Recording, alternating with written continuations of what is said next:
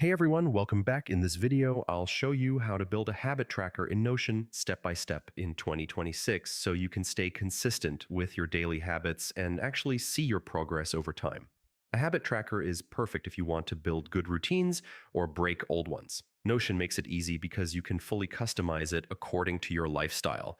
Let's start inside your Notion workspace. Create a new page and name it something like Habit Tracker or Daily Habits.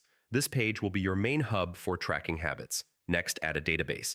You can use a table database, which is simple and effective for tracking.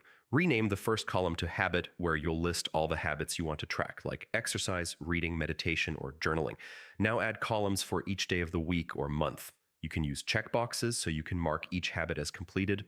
This visual representation helps you see consistency at a glance. Next, add a status or progress column. You can use a formula or simple select options like done, missed, or in progress.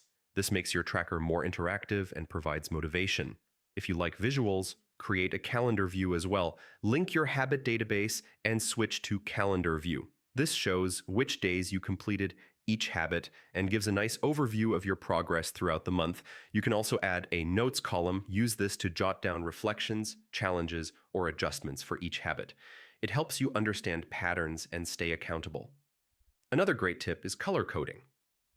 Use subtle colors for each habit or status to make your tracker visually appealing without being overwhelming.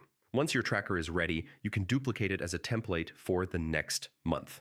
This way, you start fresh every month while maintaining the same structure. Finally, review your habit tracker regularly, celebrate completed habits, identify areas to improve, and adjust your routines as needed. Consistency is key, and Notion makes it easier to stay on track. And that's how to build a habit tracker in Notion step by step in 2026. If this guide helped you, make sure to like the video, subscribe for more Notion tutorials, and I'll see you in the next one.